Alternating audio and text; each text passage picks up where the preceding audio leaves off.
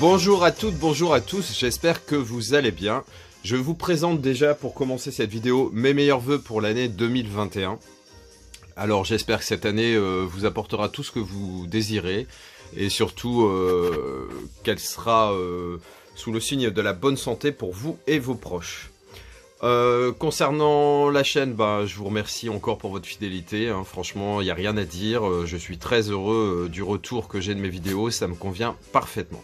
Donc cette petite vidéo pour vous présenter au tout départ des figurines NECA pour la saga Gremlins. Ensuite je vous présenterai aussi des achats Blu-ray et DVD évidemment pour cette petite vidéo que vous avez pris comme habitude, on va dire, de façon hebdomadaire. Donc je vais enlever cette superbe figurine du Gremlins chauve-souris qui est vraiment magnifique, hein, assez dur à trouver maintenant, j'avais eu vraiment beaucoup de chance. Une petite NECA et je vais vous présenter donc les trois coffrets. Enfin les trois figurines en coffret. Donc il y a un nouveau magasin qui s'est ouvert dans ma ville. C'est pas cool parce que franchement il y a des trucs de fou. Je me suis fait plaisir en revendant quelques petites choses et puis du coup en upgradant ma collection en achetant des figurines de meilleure qualité. Et donc je vais vous présenter ça tout de suite. Alors il y a trois figurines, hein. Alors les figurines NECA pour Gremlins. Alors NECA, on va dire que pour les figurines réalistes, on peut mieux faire, mais quand ils s'attaquent en fait aux créatures, que ça soit par exemple les Tortues Ninja ou comment dire, par exemple là les Gremlins, c'est vraiment très très qualitatif. On est sur du très haut de gamme dans les finitions, dans les accessoires. Et c'est vraiment du niveau de Sideshow ou Hot Toys pour ces figurines. Elles sont presque à l'échelle 1/6, donc c'est vraiment parfait. Donc on a cette première figurine, hein, vous connaissez le système NECA avec ce scratch. Donc on a le chef des Gremlins avec sa tronçonneuse et son disque de scie circulaire et donc le skateboard. Donc je vais vous montrer tout ça déblisté, ne vous inquiétez pas parce que j'ai prévu de les mettre en scène dans une de mes étagères. Donc voici la première, hein. Alors les Gremlins, vous savez qu'à la base, la race vraiment de ces créatures, c'est les Mogwai. Mais il y a trois commandements, on va dire, pour gérer ces bestioles.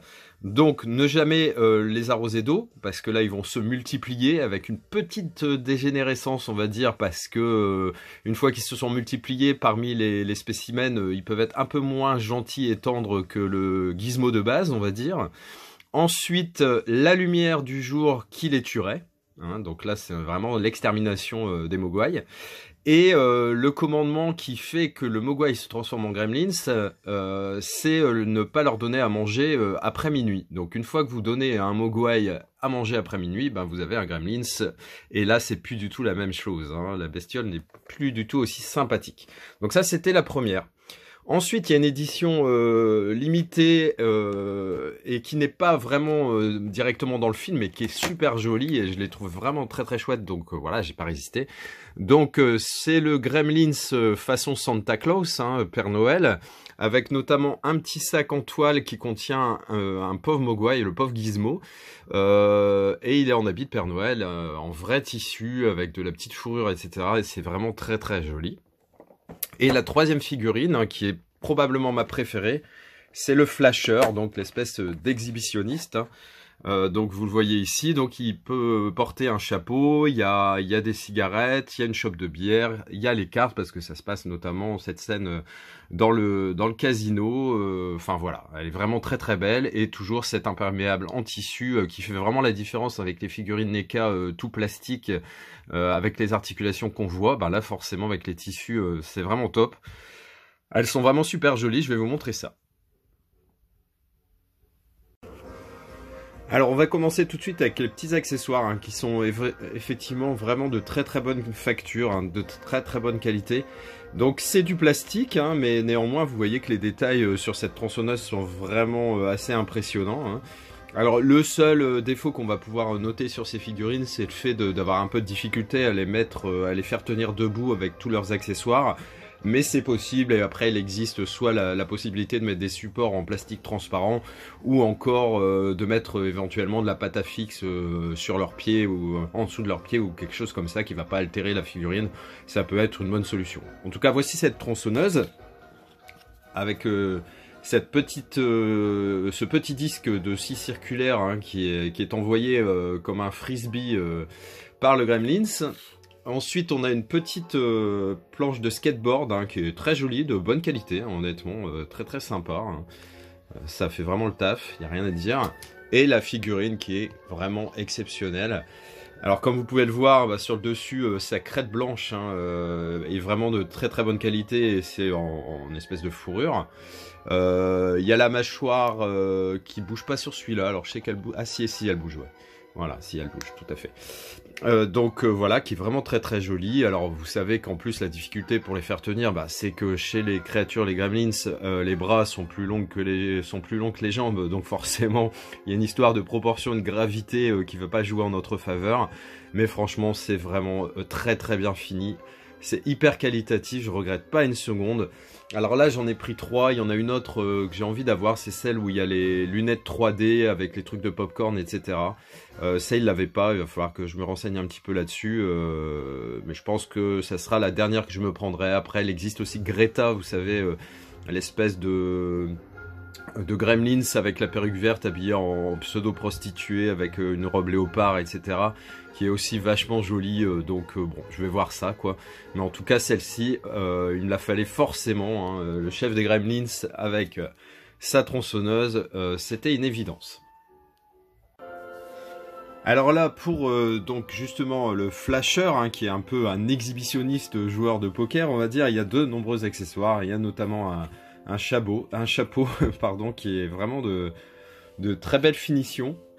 On a ensuite cette petite espèce de poupée, alors je me souviens plus du tout honnêtement dans le film ce que c'est, ce à quoi ça fait référence, mais bon, vu que j'ai l'intention de me refaire les deux là prochainement, bah je vais voir ça. Ensuite on a le petit maillet, hein, imitation bois, qui est vraiment très très bien fini. On a ce jeu de cartes, hein, déjà bon, on peut voir qu'il a un as et un valet de pique, mais le reste de la main est pas génial. On a une petite chope de bière vraiment très très sympa, très très bien finie également. Ce qui est bien avec ces figurines NECA, c'est le nombre d'accessoires. Il y avait une paire de lunettes un peu, pas les 3D avec un côté bleu, un côté rouge, mais des lunettes transparentes et elles sont cassées en fait. Elles étaient cassées avant le déballage, hein, donc il faudra que j'aille le voir un peu, voir ce qu'il peut faire. Il y a un nœud papillon, il y a une main interchangeable.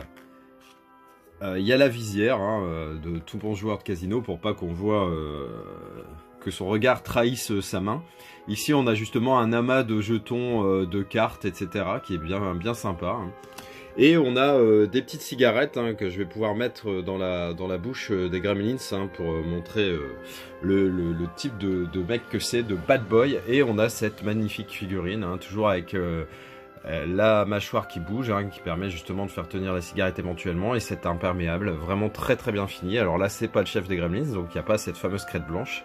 Encore une fois, très très bien fini, c'est vraiment chouette. Donc je vais vous montrer tout de suite la troisième. Et là je vais vous présenter donc la troisième figurine, hein, avant la présentation des Blu-ray 4K et autres steelbooks, hein, donc qui est une édition exclusive donc Santa Claus, hein, le Gremlins habillé en espèce de Père Noël malfaisant qui tient Gizmo dans son sac à cadeau. Je vous montre ça tout de suite.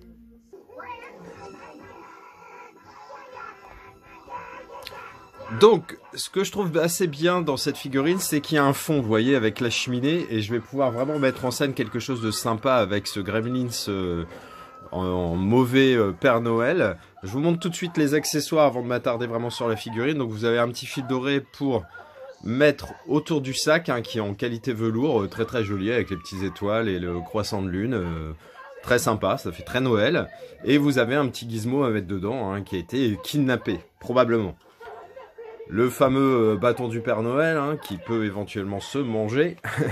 Et vous avez donc cette figurine qui est vraiment très très jolie. Je vais baisser un peu le son du fond de la vidéo. Donc vous avez une petite ceinture en plastique qui fait bien son effet, et vous avez donc l'habit complet du Père Noël avec le bonnet et surtout sa petite fourrure, il est en velours rouge et la petite fourrure forcément en blanc, vraiment très très jolie. Donc on reconnaît bien le chef des Gremlins grâce à sa crête blanche. Je vais mettre tout ça en scène et puis si vous êtes sage, je vous montrerai ça dans ma prochaine vidéo, dans une de mes prochaines vidéos présentation, la Room Tour 2021 on va dire, hein, qui sera certainement en plusieurs exemplaires parce qu'il y a beaucoup de choses à vous présenter et j'ai énormément changé de choses et de dispositions dans ma pièce. Donc vous aurez l'honneur de voir cette mise en scène Gremlins lors de cette prochaine vidéo. On va maintenant s'attaquer au 4K, au Blu-ray et au Steelbook, c'est parti. Alors on continue avec les présentations d'achat. Donc le premier film que je vais vous présenter, c'est un film qui me tient vraiment à cœur, c'est Golden Child, l'enfant sacré du Tibet. Alors c'est un film que je n'avais pas en Blu-ray, hein, qui est pour la première fois sorti en France, il me semble, avec un beau master selon les tests. Et donc je suis très content d'avoir ce film, hein. Eddie Murphy dedans, c'est un détective privé qui s'occupe plus ou moins de la disparition des enfants.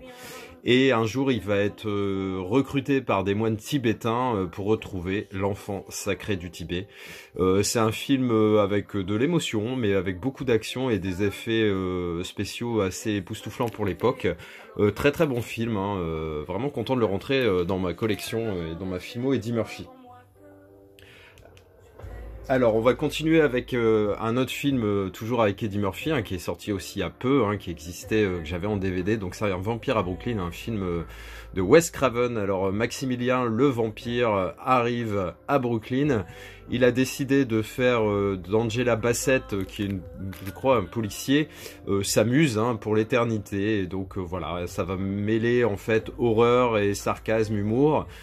Ça fait un cocktail assez sympa et j'aime beaucoup ce film, donc content aussi qu'il est enfin sorti. Starsky Hutch, j'avais le Blu-ray et le DVD, j'avais la voiture mythique de Starsky Hutch. J'ai eu aussi dans la collection, alors je crois que c'est Altaïa, vous savez, où on peut construire carrément la voiture à une grosse échelle de ce couple, hein, de policiers Starsky Hutch. Et j'ai eu la calandre en fait pour 50 centimes je crois, hein. C'était le premier produit lancé, hein, qui est métallique, qui est vraiment de très très bonne qualité. Et finalement j'ai trouvé une place assez sympa dans justement un coin dédié à Starsky Hutch. Et donc le Steelbook, ça me semblait assez naturel de le posséder. Donc j'aime bien cette adaptation, on va dire, cinéma de cette série. Ensuite, dans les films apocalyptiques, Gerard Butler, Greenland, donc un film que j'ai bien aimé. Il aurait pu être presque parfait, hein. Il y a juste la fin, sans spoiler, qui est encore une fois l'Amérique triomphante, qui est un peu dommage parce que il y a un moment quand il y a un fondu vers le noir, ça aurait été parfait effectivement. Et c'est la vie, j'avais regardé Les Gardiens du cinéma, c'est exactement ce qu'ils ont dit de ce film dans cette vidéo, et c'est vrai que ça se jouait d'un cheveu pour que ça soit vraiment un très très bon film, mais ça reste quand même un très bon film avec des effets spéciaux assez sympas. La piste sonore est assez explosive, hein, et va vous en mettre plein les oreilles, c'est le cas de le dire. Et puis moi les films post-apo j'aime beaucoup, hein. Un autre film qui me fait de l'œil, qui est pas dans le même genre, mais on va dire qui est dans le même thème, c'est Light of My Life avec Casey Affleck, hein, qui me fait beaucoup penser à La Route, tout au moins dans sa bande-annonce. Le film avec Viggo Mortensen, vous savez que j'aime beaucoup, qui est un de mes films préférés. Donc Light of My Life, ça sera un des prochains achats, mais je vais attendre qu'il baisse, là il est toujours à 19 balles. Là Greenland c'est pareil, j'ai profité d'une offre Blue Cats où il était à 14 €, mais 2 achetés, un gratuit. Donc j'ai pris de mémoire le zombie et autre chose, mais je me souviens plus. Bon, ça, de toute façon, ça fera l'objet d'une prochaine présentation. Et donc il m'est revenu à 10 € en fait. Donc assez content de le rentrer. Voilà. Il y avait le Steelbook, mais bon, j'avais pas envie de mettre 24 balles quand on peut en mettre que 10, c'est aussi bien. Delicatessen, c'est une des premières collaborations Jeunet Caro. Alors c'est un monstre, c'est encore une fois un monde un peu post-apocalyptique, je vais y arriver, où il y a une histoire d'amour, mais je crois que le papa de la gonzesse, hein, dont le héros est amoureux, est un boucher, et qui a une drôle de façon de se procurer de la viande, si vous voyez ce que je veux dire. Delicatessen, un très très bon film, un peu comme les films de Jeunet à voir. Bon, je parlerai pas d'Amélie Poulain, mais peut-être de La Cité des Enfants Perdus ou des choses comme ça. Et Delicatessen, je suis très content de le rentrer. J'avais profité d'une offre Fnac qui m'avait pas coûté cher du tout. Je crois 7,50 € dans mes souvenirs, c'était 4 pour si vous achetiez 4 films, vous les aviez à 50%. J'ai profité d'une offre pareil sur la Fnac, je crois, ou peut-être Amazon à 10 €, donc Les Veuves, pour ma fumo Liam Neeson, donc très très bon film. Il y a même une série moi qui me fait penser à ça, c'est Good Girls, avec la belle Christina Hendricks. C'est en gros des gonzesses qui vont devoir faire un casse parce que leurs maris sont morts suite au casse. Bon, c'est pas tout à fait le même pitch, mais on est sur des gonzesses qui doivent organiser quelque chose qu'elles n'ont pas l'habitude de faire. Et il y a pas mal de retournements de situation et tout, et c'est un très très bon film que j'avais beaucoup aimé, donc à 10 balles le 4K, j'ai pas hésité. Les héros peuvent être parfois maléfiques, on a l'exemple avec Brightburn, l'enfant du mal, donc là c'est le réalisateur des Gardiens de la Galaxie et de Horribilis je crois, qui a fait ce film, donc un enfant qui va arriver sur Terre, on peut s'attendre à ce qu'il apporte, que ça soit plutôt un héros bienfaisant plutôt qu'autre chose, mais finalement il est plutôt animé de sombres idées, voilà. Alors, j'ai cru comprendre qu'il y avait les aventures de Rabbi Jacob qui étaient arrivées en 4K à Noz. Moi, je l'ai pas eu, et quand j'en ai vu 2 dans mon cache, j'ai bien compris qu'en fait, ils avaient probablement dû arriver à Noz et que quelqu'un avait un peu spéculé sur leur achat et les avait revendus. Là, il se trouvait que j'avais quelques films à revendre et je me suis dit, bon, je vais pas passer à côté parce que c'est un film que j'aime beaucoup. Les couleurs, il y a quand même un vrai plus. Au niveau de la bande sonore, honnêtement, il y a rien. Mais au niveau des couleurs et des détails, il y a un vrai plus, sans être complètement incroyable, honnêtement. Hein. Je vais pas dire que Rabbi Jacob en 4K c'est une tuerie, ça serait mentir. Mais qualitativement, c'est toujours mieux que le Blu-ray. Il y a aussi le Blu-ray dedans, hein. C'est pas tout, là c'est pas écrit, alors j'ai été assez surpris finalement, je m'attendais finalement qu'à avoir la galette 4K et il y avait les deux, donc ça c'est plutôt une bonne surprise. Et puis j'ai déjà revendu le Blu-ray sur Vinted, donc l'achat est vraiment archi amorti avec la vente de quelques films que j'avais. Alors cette fois-ci à Noz, très content d'avoir trouvé ce film que je cherchais depuis un moment et j'attendais une baisse de prix et je tombais pas forcément dessus. Donc c'est un film qui se passe pendant la Seconde Guerre mondiale. Heydrich, donc qui est le bras droit d'Himmler, chef de la Gestapo, va être nommé par Hitler à Prague pour organiser la solution finale. Et puis il va y avoir des gens qui vont essayer de lutter contre ça. Donc c'est tiré d'une histoire vraie, forcément un peu romancée pour que ça soit adaptable au cinéma. Mais d'après ce que j'ai entendu dire, très très bon film. J'avais vu la bande-annonce, ça m'avait vraiment hypé et j'ai hâte de le voir. Donc je crois qu'il était à 1,99 €. Et là, voilà, c'est plaisir coupable. Les Schtroumpfs, j'avais chopé Le Village Perdu en 4K aussi à Noz à 6,99 €. Celui-ci était à 4,99 €. Les Schtroumpfs 2, donc je l'ai pris. Au pire, quand je tomberai dessus, vraiment à un petit prix, j'essaierai d'avoir le premier en 4K également. Comme ça me ferait la trilogie. C'est de l'animation vraiment très très réussie. Et puis moi, les Schtroumpfs, c'est des BD qui ont bercé mon enfance. Hein. J'adorais ça. Johan et Pierre-Louis aussi. Les BD de Peyo, j'avoue que j'aimais beaucoup. Donc très content de rentrer ça. En plus, ça se passe plus ou moins à Paris. Donc voilà. J'espère que cette vidéo vous a plu. Hein. Je sais pas quelle durée elle fait au total parce que j'ai fragmenté, on va dire, avec les figurines NECA au départ, etc. Donc je sais pas quand je vais faire le montage, je vais m'en rendre compte, mais je pense qu'on doit être comme d'habitude à peu près dans les 20 minutes. Donc écoutez, j'espère que vous avez passé un bon moment. Moi j'en ai passé un excellent avec vous. N'hésitez pas à me faire votre retour sur les figurines NECA. Parlez-moi aussi de vos collections si vous avez quelque chose de sympa dans ce domaine-là et tout ça. Qu'on discute, qu'on partage. N'hésitez pas à liker, à partager et à mettre un pouce bleu éventuellement. Allez, ciao. Et à vous abonner aussi, c'est important. Allez, salut.